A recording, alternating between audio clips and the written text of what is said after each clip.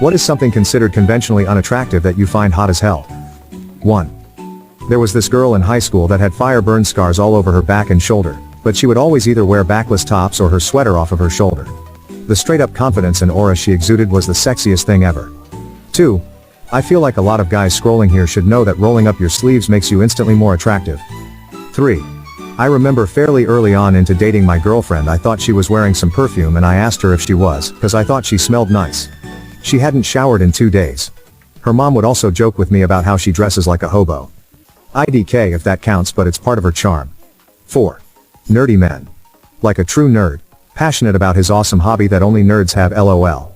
I didn't want to list any of said hobbies as to not offend anyone. 5. When older women have graying hair. I think some carry the look very well. 6. Not conventionally unattractive, just perhaps